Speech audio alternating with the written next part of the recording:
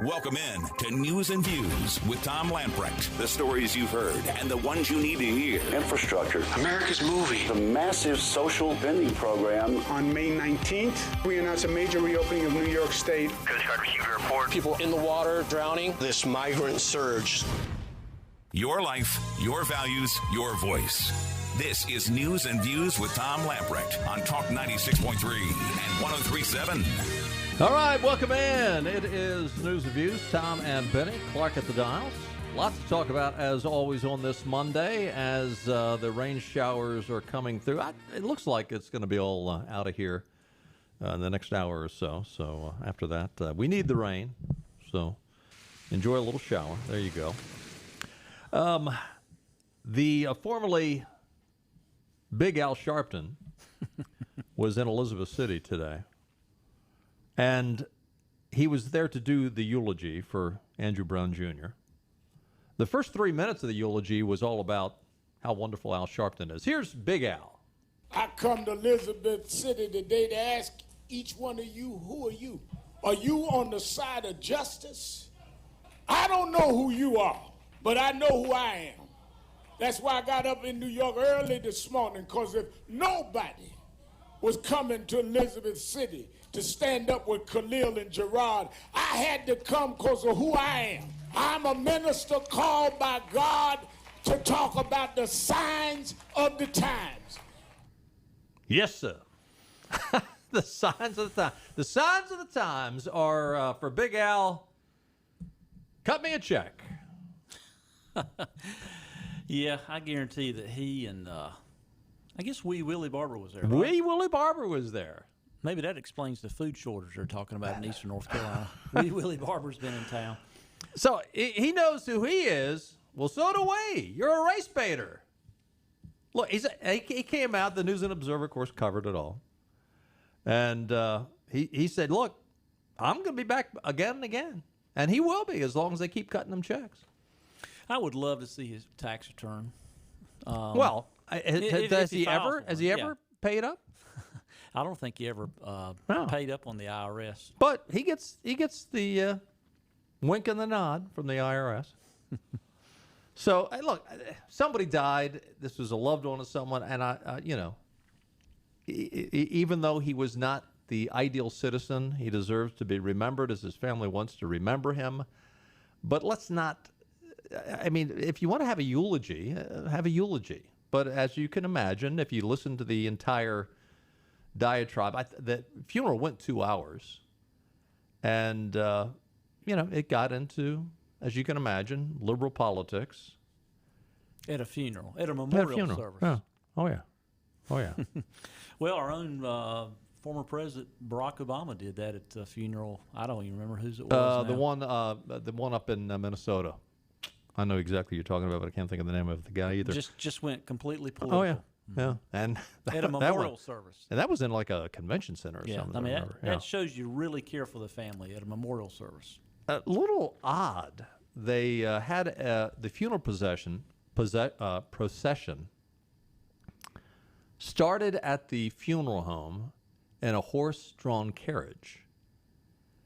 And they went as far as the local Popeyes, the chicken place.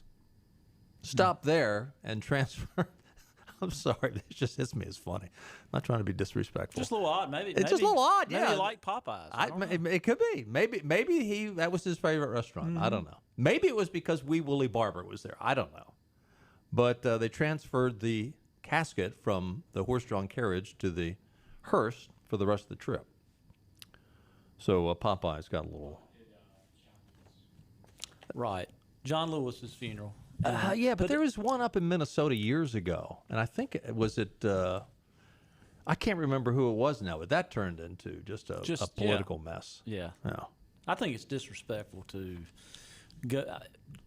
do a memorial service to a non. I mean, I'm assuming that Mr. Brown in Elizabeth City was a non-political person. I never know that he was elected to political office and inject politics. Right. I mean, he was there to honor his legacy, is what he was said to do. But what was interesting about some of the comments that Al Sharpton made He actually came out and says, now I know, I'm paraphrasing here. He said, but now I know you wish you had a more ideal citizen that we could be talking about, because that would have fit the narrative so much better as far as attacking police. Wow.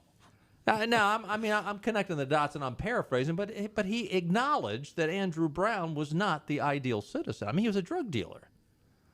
Allegedly. Of course, actually, he's been convicted of that. Yeah. Yeah. So. I mean, he's got a rap sheet pretty long.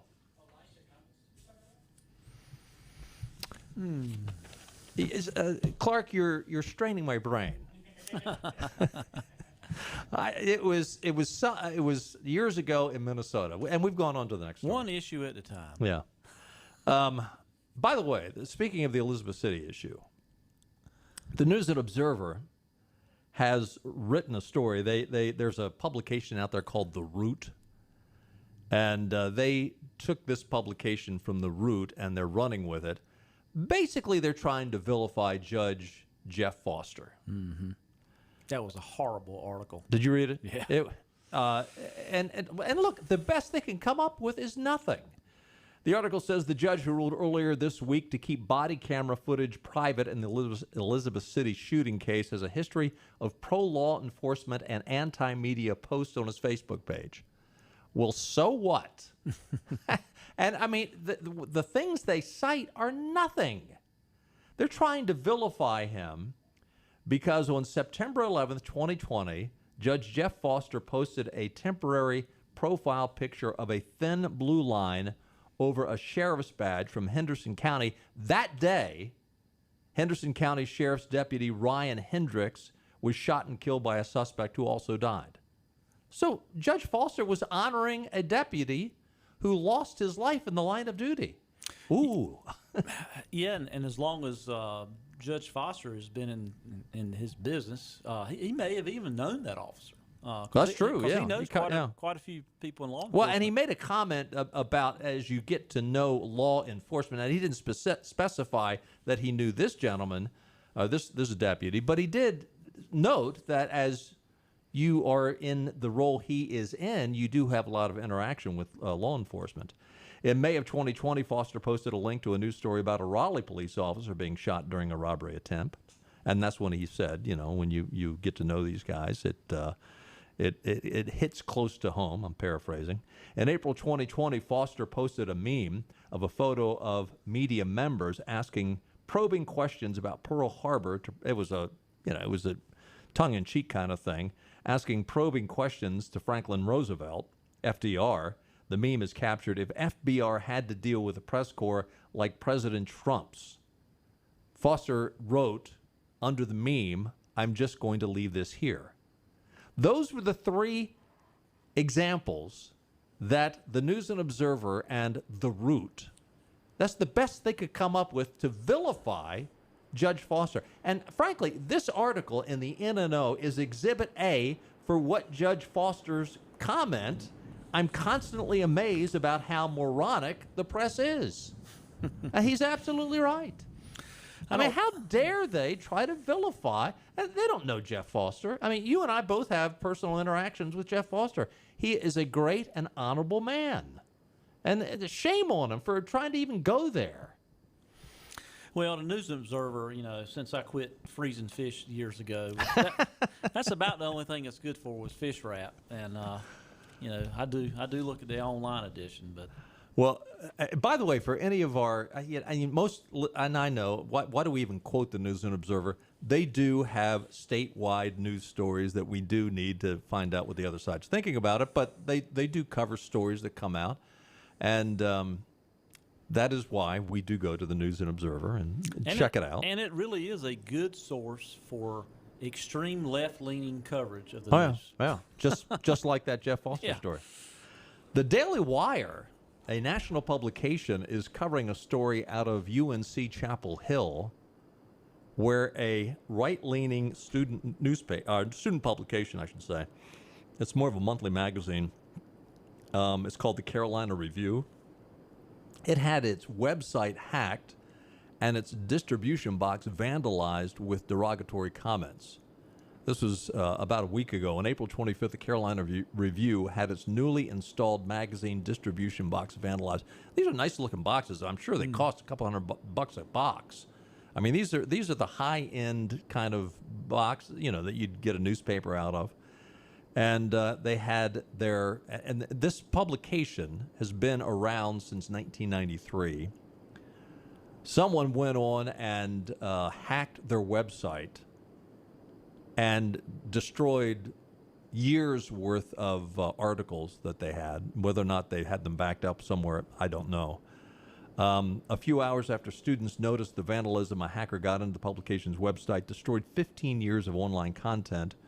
According to photos obtained by the Washington Free Beacon, the masthead portion of the website was deleted and replaced with a derogatory comment about the publication's editor-in-chief. It is the worst of the worst that you could call somebody. That's what they wrote on the masthead. The editor-in-chief's a guy named Bryson Pixtelli. According to the Free Beacon, among the deleted articles was one that uncovered, I didn't even realize this, they had an article that uncovered that UNC professor Dwayne Dixon had taken part in the infamous 2017 Unite the Right rally in Charlottesville as a member of an Antifa-style militant organization.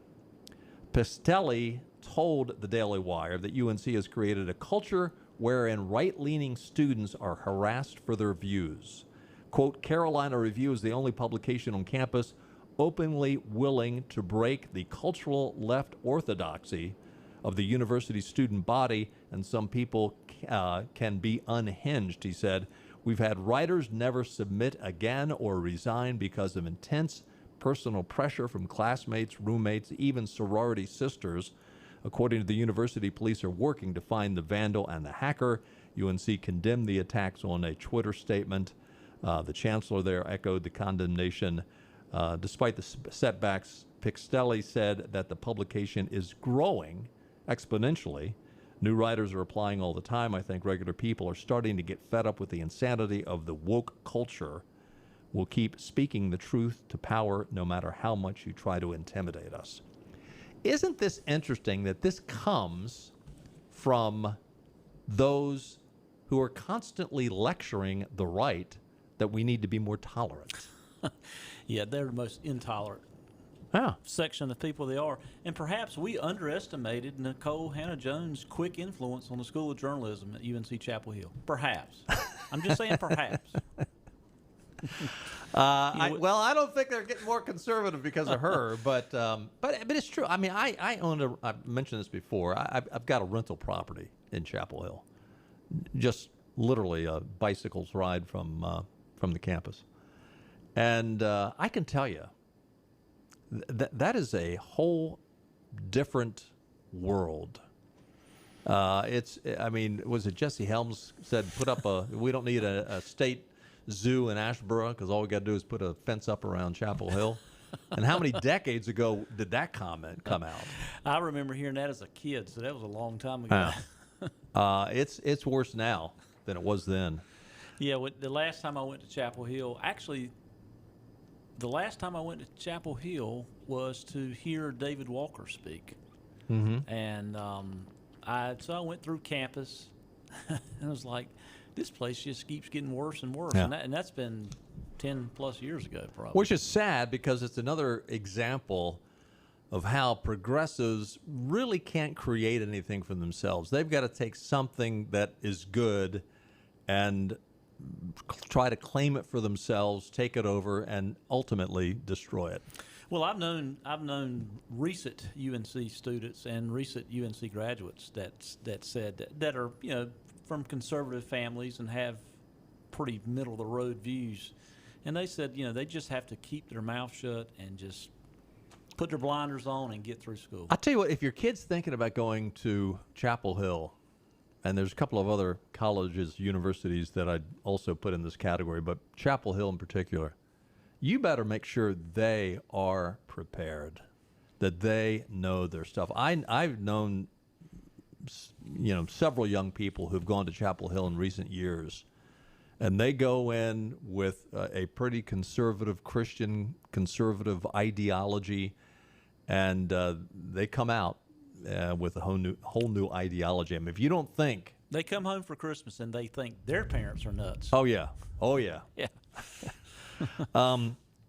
Speaking of the cancel culture, I am not into the NFL. I mean, I've just basically written it off, along with, the NBA I've written off decades ago, the NFL over the last couple of years. But there was, I think this guy was the second pick in the draft, a guy named Zach Wilson. He played for Brigham Young University. He was drafted by the Jets. And I guess the Jets were pretty impressed. He played 3 seasons, completed 247 passes on 336 attempts, with pretty good percentage for 3,692 yards, 33 touchdowns, just 3. That's impressive. 33 touchdowns with just 3 interceptions. I mean, I don't know anything about this guy, but that's pretty impressive. Yeah, that's good. He was the second overall pick in the NFL draft. The only problem with this guy is, heaven forbid, he's a conservative who he didn't even write these tweets. He merely liked tweets supporting Donald Trump. That's all he did. And the left, the woke culture, is going after him big time. New York Jets draft pick Zach Wilson liked a pro-Trump tweet saying America is gone forever if Trump loses in 2020. In a sick twist, the Twitter account also went after Wilson's mother because she follows the accounts of several prominent conservatives and Republican legislators, including Representative Madison Cawthorn from North Carolina, the First Lady, Candace Owens. This is sick. But it is sick, it is nasty, it is wrong. But if you're a conservative, just get used to it. Mm-hmm. I mean, I've said for years, know who you are, be confident in who you are. And I know it's hard to get picked on. It's hard to have people roll their eyes at you, and I get that. You know, people know who I am. They know what I say on the radio. They roll their eyes. It's just like, where is a badge of courage? Where's a badge of honor that they're going to come after you? But get used to it. They're going to call you a racist. Mm-hmm. They're going to call you a homophobe. They're going to call you a xenophobe. Know your stuff and believe in your stuff. Get your own act together and prepare for it. Consider it a badge of honor. Well, this is a prime example of the left and the woke culture, saying, hey, Colin Kaepernick should be able to say what he wants to say, should have his own opinions, unless we disagree with him.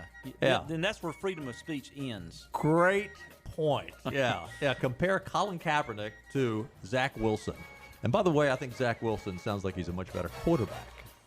Stay with us. Much more to come. We'll be right back. And we're on location at one of my favorite places in the whole planet because this is some of the best food you're ever going to eat in your life. We are at Nino's on Red Banks Road in Greenville. It's one of my hangouts. It's one of the places that I love. I got my friend Pietro Passalacqua. How'd I do? You did great. Let's talk about the food. What makes this place? I know it's special Italian from authentic Italians, but tell us why it's so special. Because everything we do, it's really what we came up on the menu from what we did at home, from my grandparents, my parents. So it's exactly what we eat at home, and that's the way we cook. That's why it's special. And the atmosphere in this place is special also. From the bar to the 2 dining areas. You got 2 different dining areas, and now the weather's nice, so there's going to be a lot of folks that want to eat outside. We have 2 rooms. One room is designed a little different. We're also working on the patio to make it more attractive and more useful in the summer with a cocktail service. And we're always improving our services. And, of course, my friends here, my buddy, Chef Massimo, who I love, and Sal and Pietro, you guys do a great job here. Not just Italian, but I had a great pork chop here the other night. You got great steaks, too. Mm-hmm. Yes, we're also adding filet mignon in the future on our menu. And Massimo is coming out with a really good side dishes for it. And so we're really excited to come out with new meats and fish dishes. All right, Nino's on Red Banks Road in Greenville. Same people that give you Marabello's and the great pizza that you get at Marabello's, but this is fine dining at Nino's. If you haven't been here, you don't know what you're missing. Come see them at Nino's on Red Banks Road. And Pietro, what is that famous saying about Nino's?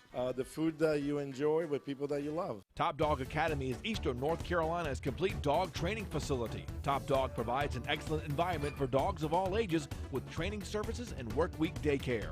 Top Dog is located on Highway 43 South, just 4 miles from Bells Fork, and features a comfortable, healthy environment and a spacious facility for daycare and a brand new, beautiful facility for training. Call 752-8215 or visit TopDogOnline.com. Come on out Highway 43 South to Top Dog Academy, where we know dogs. Living easy is the sound of children laughing as you make memories with neighbors and friends. It's the sound of nothing at all. It's the smell of the salt air. Hear the waters against the marsh grass. See the beauty of our coast. Bow Coast, located in Beaufort, North Carolina.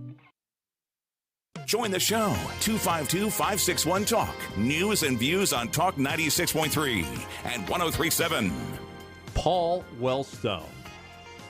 Our producer Clark found that for us. Paul Wellstone, back in 2002, died in a plane crash, and it was at his funeral in the Civic Center up in Minneapolis that turned into a embarrassing political rally. Talking about that earlier. Taking a look at your weather forecast, it is pouring outside of our studios right now, but it is actually going to disappear over the next probably 30 minutes or so here in Greenville. The rest of the state, depending on where you are, as it goes from the southwest to the northeast, you're gonna get some rain, but it's going to be coming to an end shortly. Tonight, a chance of lingering showers in some areas, a low around 69. Tuesday, mostly sunny with a high near 92. Tomorrow night, again, a slight chance of showers, a low of 72. Wednesday, again, another chance of showers. The only thing I can say that's good about all this is we need the rain. 561-8255. Josh from Bass on the line. Hey, Josh. How are you, sir? Hey, Josh. I'm doing good. Hey, Tom. Hey, Clark. Let's go ahead and assess the fact that I am the squeaky wheel. Okay. But I'm going to set the record straight. If that young gentleman playing football was no good at his job, the left would have nothing to say about him. They had a lot to say to help Colin Kaepernick because he needed it. They came after Trump. They came after Rush. And they're coming after this kid. And I'll tell you what, he's good at his job, and there are more people that realize he could go far in the NFL if they don't stop him now. And there are young kids that would listen to what he has to say. Yeah, I think the reason why they're going after him is, he will be a high-profile individual, and he is a conservative, and they want him. I don't know if they want to. I don't think they want to get him out of the NFL. I just think they want to shut him up. I think that the woke culture wants you to get in line. They don't necessarily want him to change, but they want to shut him up. And who drafted him? New York Jets. Okay. People in New York think that everyone should think like them. So it's, that's that New York market.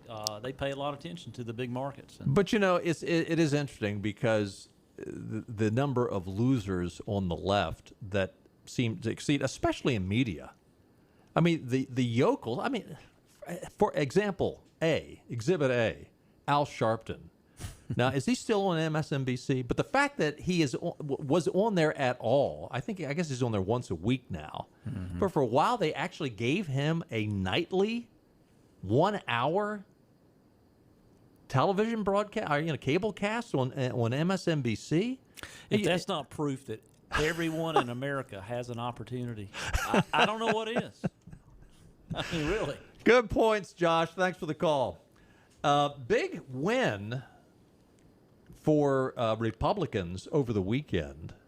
What, in Texas? Yeah, down in Texas, that special election. I'm trying to find the article here. Yeah, the special election in Texas, the 6th congressional district. That's a bellwether election that says to Joe Biden, you're toast. Assuming we'll have a fair election in 2 years. And again, I realize November of 2024 is, or of 2022 is a long, long way away. 2024 is even further. But there was a bunch of people running in this, and the woman who was the wife of the gentleman who died of COVID has now, she got the most votes, Susan Wright, by a long shot. There was another, her husband was Ron Wright, who died of the COVID right after he won the election, before he was even inaugurated. Came in second by another Republican, Jake Ellazee. And those are the two that won. No Democrat got enough votes to succeed and go into the final special election. But big win for... is that area Dallas-Fort Worth suburb? Or I think it is. I think it seems the like 6th it is. Congressional District. I don't see a map here, but I believe it is. Check that out. Also in Republican, this might actually be a bigger deal in terms of how people, and granted, both these elections are down in Texas, although Texas is becoming more purple, but there was another election outside of Dallas, and Republicans swept this election, taking over the school board as voters rebelled against a proposal to instate critical race theory in school curriculum. On one side, progressives argued that curriculum and disciplinary changes were needed to make all children feel safe and welcome in Carroll, a mostly white but quickly diversifying school district, NBC reported. On the other, conservatives in Southlake rejected the school diversity plan as an effort to indoctrinate students with far-left ideology that, according to some, would institutionalize discrimination against white children and those with conservative Christian values. Republicans blew out Democrats 70% to 30%. Yeah. I mean, that's called a shellacking. That 6th district in Texas is southwest of Dallas-Fort Worth. Okay. So it's a suburb. Yeah. Yep. And granted, I understand that Texas is still a pretty conservative place. I mean, people that go there, I think, walk away just saying, wow, I can see why people move to Texas. I mean, they're friendly, they're conservative, they openly talk about, conservative values. So this isn't, and they ended up shutting down this, critical race theory. But I mean, anybody with just a lick of sense, if you just, I mean, here's the thing: people hear the term critical race theory and they immediately think, oh, we want to get rid of bigotry. Oh, yeah, I want to get rid of bigotry, but that's not what this is about. This is about Marxism. This is about getting rid of the family unit. This is about getting rid of Christian values. This is about vilifying a race of people, Caucasians, specifically white males, just getting rid of them because we got to have somebody to blame. They've been the oppressors, they say, and so we need to oppress them. Yeah, we need to get this. The Bob Woodson Center's come up with the 1776 Unites project, which kind of counters the critical race theory, and they're trying to, get this into the education system and stuff. Which Trump was promoting big time. Right. Biden got in there and basically shut it down. Oh, they just wiped that clean from the White House records and just got rid of it. But the 1776 project was a project to kind of counter that, and that's the first thing Biden did. I mean, first couple of days in office, he got rid of it. It is an interesting time for rhinos, and Mitt Romney over the weekend found out that being a rhino in a conservative area is not necessarily a lot of fun. PJ Media is really reporting on the story of two senators. Mitt Romney got up and was continuously booed by Republican delegates at the Utah State Convention over his vote to impeach Donald Trump.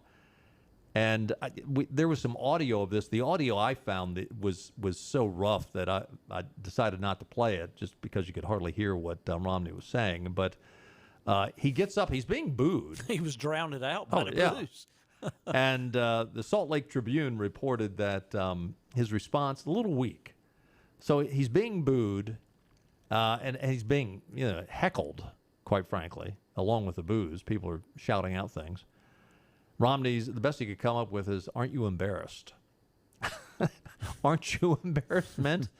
He goes on to say, I'm a man who says what he means, and I was not a fan of our last president's character issues, said Romney as delegates attempted to shut him down. Accusations that Romney was a traitor or communist flew from the crowd like so many poisoned darts. Romney tried to remind the crowd that he's been a lifelong Republican. Yeah, he's been a lifelong Republican that was liberal enough to get elected as the governor of Massachusetts. Yeah. Then he picks up and moves, after he doesn't win a presidential race, picks up his family and moves to Utah so that he can go back into politics as the U.S. Senator from a heavily Mormon state. And quite frankly, Mitt, you were a thorn in everyone's conservative side because they looked at you and said, well, Obamacare must be pretty good because Mitt Romney passed the same thing up in Massachusetts. And we had to defend that when you were running for president. He said, I'm a man who says what he means. And I was not a fan of our last president. He went on to say that, and by the way, my daddy was the governor of Michigan. It's like, that's the best you can come up with, Mitt? On the other hand, Mike Lee got up, and the crowd went nuts with applause. Mm-hmm. Well, Romney, to me, lost all credibility saying that about Donald Trump because he was okay with Donald Trump right up to the point where Donald Trump did not select him for Secretary of State. Yeah. I mean, yeah. So that told me he's not a principled guy. I mean, I think he's a good moral guy. I mean, if he had anything bad in his background other than giving a kid a wedgie when he ran for president, the Democrats would have been all over him. But I think he was a good moral guy. But he just personally could not get over the fact that Donald Trump embarrassed him by inviting him to dinner and then didn't offer him the Secretary of State position. Yeah. And that's what it's all about. Yeah, I think you're right. And I don't know. I don't know the inner thoughts of Mitt Romney, but he certainly has the appearance of a moral guy. And I'm not saying he's not. I'm just saying I don't know. I don't know his heart. Liz Cheney is also getting some pushback. Liz, along with Mitt, was pro let's impeach Trump. Second time around, she was all for it. Of course, she's in the House. Mitt's in the Senate. But according to Axios, Jonathan Swain and company has come out with a story. And I'm not saying this is the end-all, be-all, but scoop, GOP leaders threaten Cheney's ouster. And sounds like Kevin McCarthy and Steve Scalise are not big fans of Liz Cheney. Of course, Liz Cheney's talking about running for the presidency in 2024. Is that an editorial comment? That laugh? No, she better change keep her job or change parties. Change parties, maybe. She's done. She's done in the Republican Party. She did survive the vote to oust her from leadership. Secret ballot. She maintained her position by a vote of 145 to 61, but 61 is still a pretty good chunk. Yeah. Of people that say, questioning, are you who we need? Because those positions normally are not close votes, really. Oh yeah, for the leadership position. Because the true leaders, I mean, they have you in line. They whip them in line and say, the majority whip is called a whip for a reason. Yeah, you remember that potential money in your district. Ain't gonna happen. Yeah, gee, there's a little shortfall, and you got the short end of the stick. Hey, we're going to take another timeout. Stay with us. Tim Scott continues to make news. We'll have that and more. Love to hear from you. 561-8255. We'll be right back.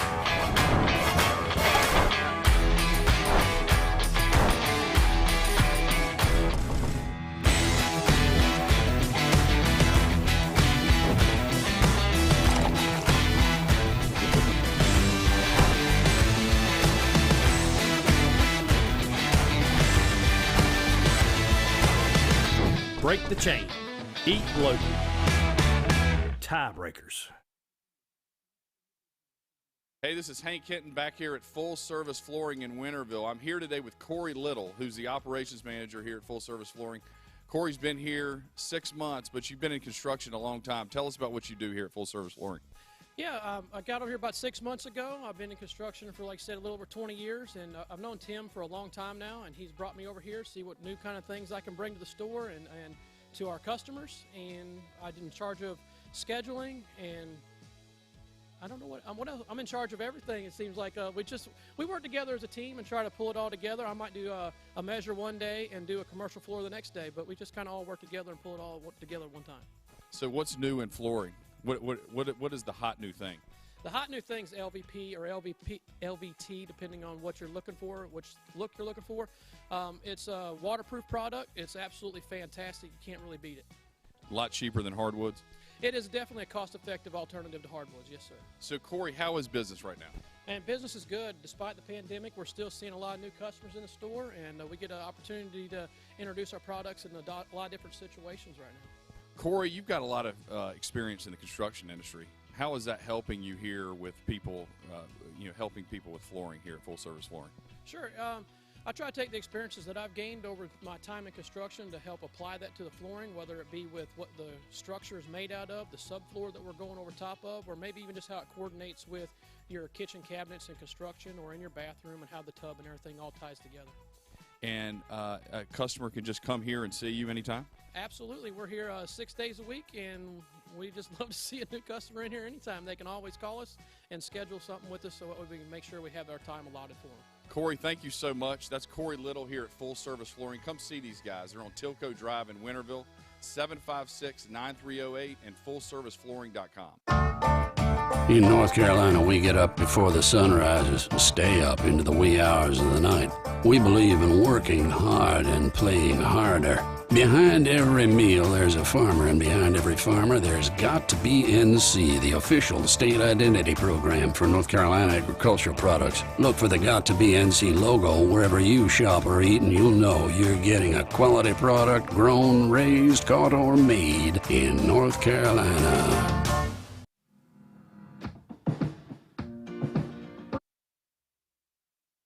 Back to News and Views.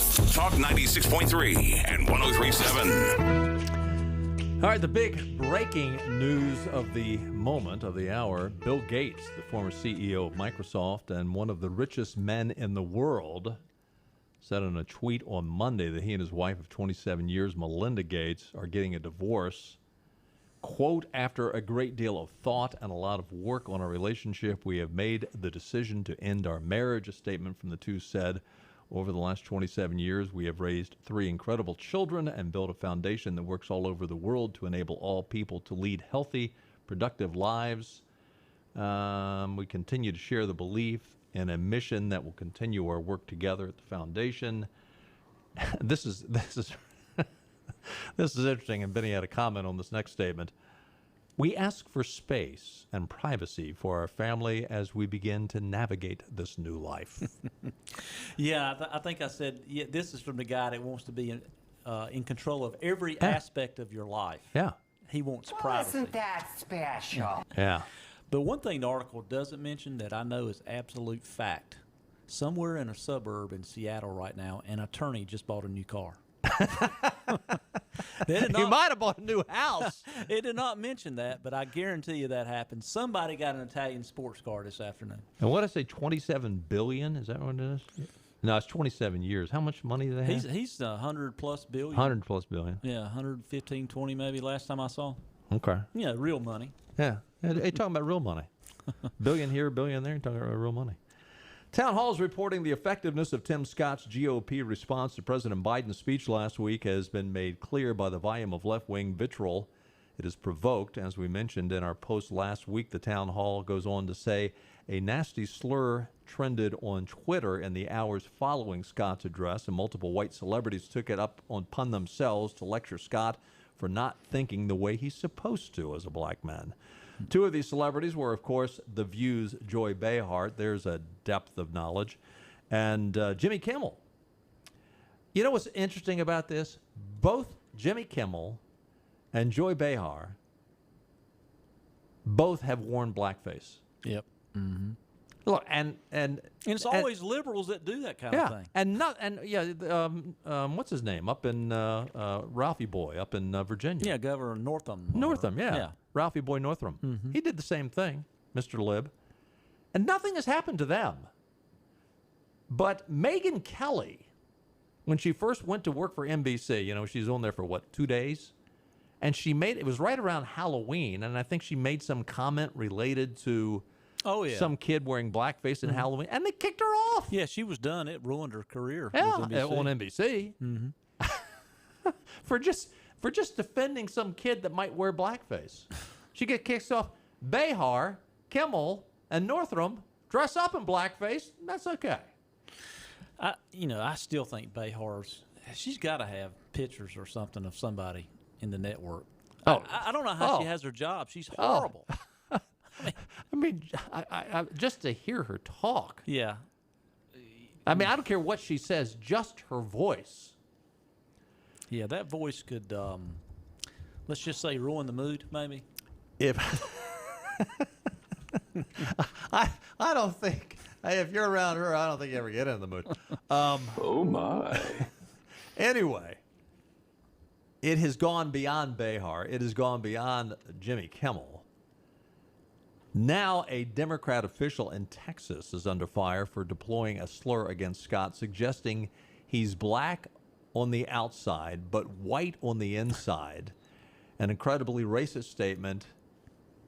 And this is what he said. This bigot is very white. He said, or the description of what he said, a Texas Democrat official is facing calls to step down from his role and after he called Tim Scott a racial slur. I had, quote, here's the quote, I had hoped that Scott might show some common sense, but it seems clear he's little more than an Oreo with no real principles. Lamar County Democrat Chair Gary O'Connor wrote in a now deleted Facebook post. There's all kinds of calls for him to resign, as you can imagine. Well, that's probably really the way the guy felt, but he was probably drinking when he did that tweet, but he probably really feels that way. He's a white liberal Democrat, right? Well, yeah, he's a white liberal Democrat, and they, again, have a tendency to get away with it. Writing at the National Review, Kevin Williamson blasts leftist racism directed at minorities who declined to conform to Democrats' pre-assigned identity politics role. The Democrats maintain a party of organized hatreds. They do not have a philosophy. They have an enemies list, and they harbor no hatred as intense as the one they nurse for Republicans who are not white men, which is why Senator Scott has been dismissed as a man who, quote, only darkened the upper chamber's complexion, as one Washington Post columnist said. I mean, he's absolutely right. Mm-hmm. I mean, they have a list of people they hate, and the list is full. I mean, it's right now, it is perfectly acceptable to vilify, curse, say, slander, whatever you want to do to a conservative white male. But, and I've said it for a long time, and and apparently a conservative black male as well. Well, yeah. But the hatred for them is even more intense because how dare they get off the plantation? Yep. Don't you dare, Mr. Black Man, Mr. Black Tim Scott, Mr. Black Senator Tim Scott, you're black, you got to stay on the plantation. Don't you dare try to get off the plantation. And if you do, we're coming after you. That's not Tom's opinion. He's playing a white liberal right now. Yeah, Okay. absolutely. Yeah, no, I love Tim Scott. Thank you for clarifying that. Yeah. I But, love Tim Scott. But here you go. This guy, you're saying these things about Tim Scott. He doesn't know Tim Scott's heart. He doesn't know Tim Scott. No. And to say that, I mean, this guy, he should, every left and right should be going after someone like that. But it just doesn't happen. Well, because he's a Democrat. NPR had the Washington Post column. Actually, this guy's the Washington Post fact checker. That shows. This is going to show you how you cannot trust the Washington Post quote fact checker. They're the ones supposed to be totally unbiased, and we'll find the truth for you. The guy's name is Glenn Kessler. He goes after Tim Scott. Remember in Tim Scott's speech from last week, his rebuttal to President Biden, he mentioned that there was a national newspaper that suggested that my family's poverty was actually privilege because a relative owned land generations before my time, Scott said, adding in the aftermath of the controversy that he again had been maligned as Uncle Tim by progressives and liberals. So this guy, this fact checker, Glenn Kessler, decided he was going to go out and check out this land that his ancestors owned. It turned out, according to Kessler, that Scott's great-great-grandfather, I think it was two greats, owned acreage, 900 acres in South Carolina, in the county surrounding, I think it's Aiken County, is that right, outside of Charleston? Mm-hmm. And his name was Artis Ware. He was the great-great-grandfather. So what is that, 3 generations back? I mean, it was Scott, his father, his grandfather. It was 4 generations back. It was a great-great-grandfather. How many years ago would that be? Probably late 1800s. But yeah. Well, maybe even further than that. I mean, what generation is, 40 years? Mm-hmm. My 3 great-grandfather was killed in the Civil War, so. Yeah. 1863. So, but they go, and he acknowledged it. He acknowledged his family owned this land. But he's going to go after Scott on that. That he said, I wouldn't check the land records, and he acknowledged that it was a little fuzzy back then. But therefore Tim Scott, what he said, this guy Kessler actually, what he said is a little questionable. It's his narrative in his rebuttal speech sounded a little sketchy, so I need to go after him. Look. And by the way, how much was the swampland outside of Charleston, South Carolina, back in the 1860s? There's actually some good farmland outside of Charleston, but we don't know where this farmland was. Yeah. But I mean, it might have been. But who in the heck is he to question if someone and their family and their generations has experienced poverty and racism and things again, such as you that? talk about 160 years ago, 160 years ago. And he's questioning Tim Scott's narrative because Tim Scott said, I was raised in poverty by a single mom, and we had to go live with my grandparents. And the guy is questioning that narrative because his great-great-grandfather owned land. Yes. Again, the liberal media stops at nothing to vilify someone who dares to get off the plantation. Absolutely. Unbelievable. Stay with us. We'll be right back.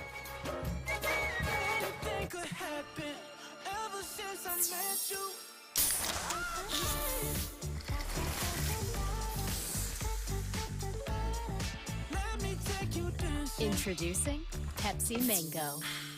Greenville Toyota has a big deal for you. Get up to 125% of what your trade is worth. Then drive a new vehicle with our big Greenville Advantage. Lifetime maintenance, no-cost oil changes, free loaners, and more. The Big Deal Sales Event, now at Greenville Toyota. Air Service is back at Pitt Greenville Airport, offering safe, clean facilities and flights from American Airlines. That means the short commute, quicker lines, and better prices that get you where you're going fast and easy. See it for yourself. There's great things inside at Pitt Greenville Airport.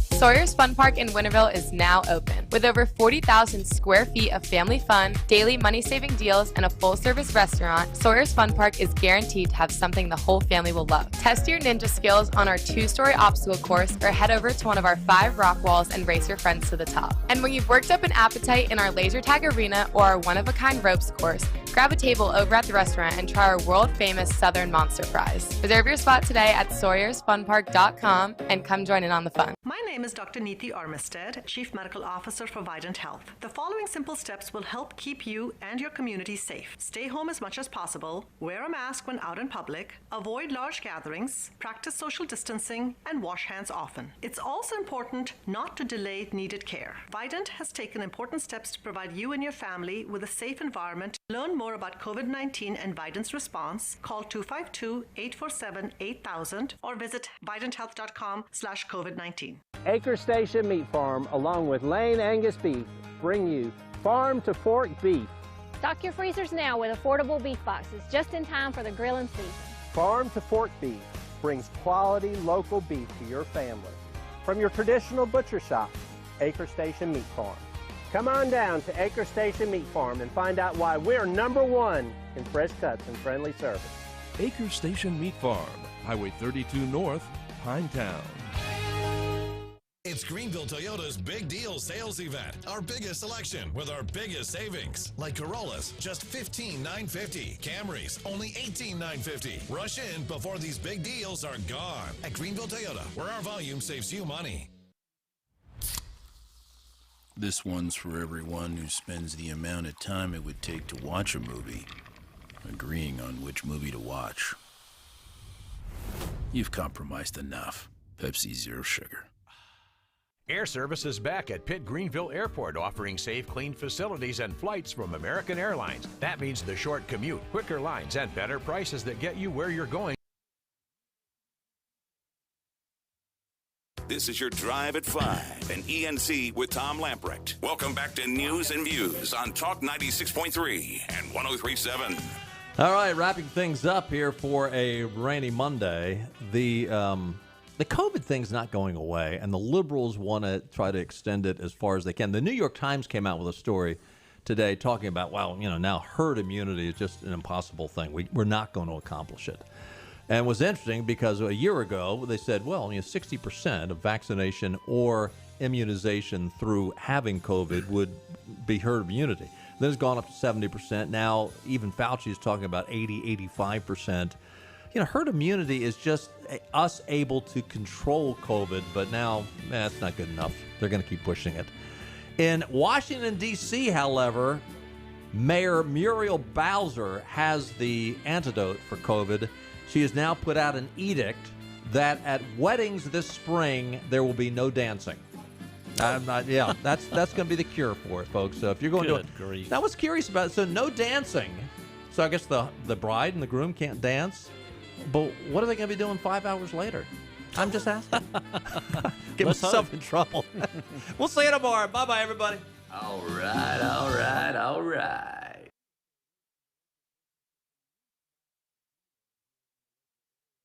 Greenville Toyota has a big deal for you. Get up to 125% of what your trade is worth. Then drive a new vehicle with our big Greenville Advantage. Lifetime maintenance, no-cost oil changes, free loaners, and more. The Big Deal Sales Event, now at Greenville Toyota. In North Carolina, we get up before the sun rises and stay up into the wee hours of the night. We believe in working hard and playing harder. Behind every meal, there's a farmer, and behind every farmer, there's got to be NC, the official state identity program for North Carolina agricultural products. Look for the Got to Be NC logo wherever you shop or eat, and you'll know you're getting a quality product grown, raised, caught, or made in North Carolina. We're on location at Fabric and Home Furnishings, and I'm back with my friend Lisa Pendry. And Lisa's been telling me about all the great renovations that have been going on here in the store, and I've been looking around, and it looks fantastic. Tell us what you've done here. Well, we've knocked some walls down, we've painted, we've added some new vendors, lots of new exciting things going on. So we're making room for everybody to get what they need to transform their homes. Looks fantastic in here. Last time we talked, you were saying that you were able to deliver a lot faster than most other furniture stores. Is that still the case? It is. It's changed a little bit, but we're still looking at around 8 to 10 week delivery, and we do sell our floor samples right off the floor.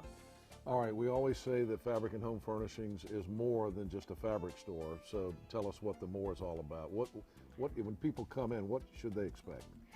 Well, we love to get to know our customers. I have the best crew I've ever had, and everybody on my team is an interior designer.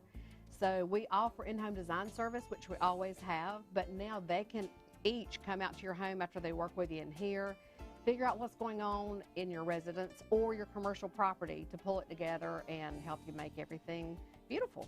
You got great folks here. I do. I can tell you, I haven't gotten to know them. It's like a family when you come in here, and everybody gets along well, and you can tell that these guys and gals really know what they're talking about when it comes to interior design. They do, and that's really what makes us different. We offer complete in-home design service. We don't charge a by-the-hour fee. It's a flat one-time fee. We work with you in here, in your home, in your business, and help pull everything together. All right, it's more than just a fabric store. Fabric and Home Furnishings in Arlington Village. Come see this lady. She's fantastic. Fabric and Home Furnishing. Come see the renovations here in Arlington Village. And thank you for the visit today. Thank you, Henry. All right, you got to come see what they've done in the store here on Arlington Boulevard in Arlington Village. Greenville Toyota has a big deal for you. Get up to 125% of what your trade is worth. Then drive a new vehicle with our big Greenville Advantage. Lifetime maintenance, no-cost oil changes, free loaners, and more. The Big Deal Sales Event, now at Greenville Toyota.